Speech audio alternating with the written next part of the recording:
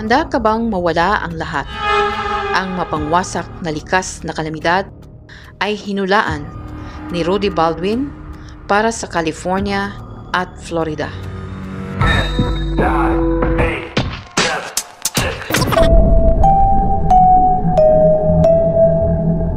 Mga nakakaalarma na pananaw para sa California at Florida. Sabay nating tuklasin ang mga kritikal na hakbang para paghandaan ang mga paparating na kalamidad at para na rin protektahan ang inyong sarili at ang inyong mga mahal sa buhay. Sa vision na ito, si Miss Rudy ay nagpalabas ng dalawang malalim na pangitain.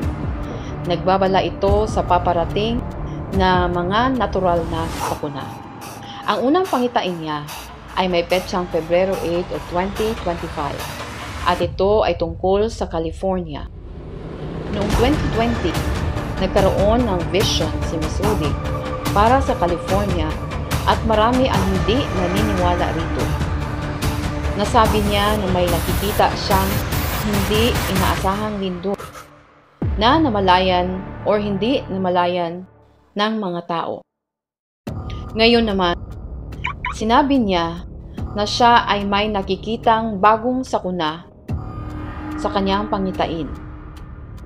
Halos daw 17 lugar at lungsod sa California ang nakikita niyang lumulubog na parang gumuho sa isang malalim at nakikitang kuweba. Bukod pa rito, 7 bulkan ang malakas na sumasabog na nagdudulot ng malawakang pagkawasak. Isang malakas na lindol at malalaking alon ang nananalasa sa 17 lugar sa California.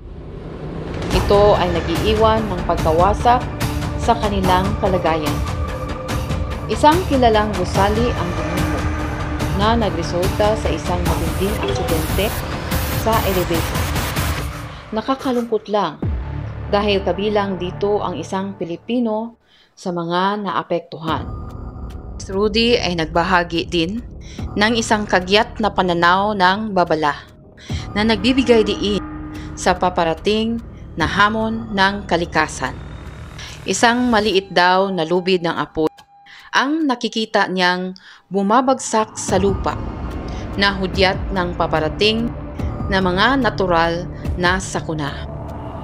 Binibigyang diin ng psychic ang mga kaganapang ito at hindi daw ito nakikilala sa pagitan ng mabuti o masama at hinimok niya ang lahat na maging handa. Narito naman ang isang tiyak na babala na ibinigay niya sa Florida. Ang galit daw ng kalikasan ay titindi ng 5 beses sa taong ito sa lugar ng Florida. Hinihimok ng psychic ang lahat ng lugar na magsagawa ng mga kinakailangang pag-iingat. Gayunpaman, nag-alok ang psychic ng mensahe ng pag-asa sa pamamagitan daw ng pagdarasal o panalangin. Ang mga potensyal na pangyayaring ito ay maaring mabawasan o hindi matuloy. Hinihikayat tayo ni Miss Rudy na humingi sa Diyos ng proteksyon at kaligtasan na nagtitiwala sa kanyang pagmamahal at patnubay. Sa huli, ang mga pangitain ng psychic ay isang tawag lamang o paalala upang palakasin ang ating pananampalataya sa Diyos. Magkaisa sa panalangin, maging Katoliko ka man o Muslim o iba pang relihiyon, at harapin natin ang kinabukasan, ang mga paparating na hamon ng may tapang, pag-asa at katatagan.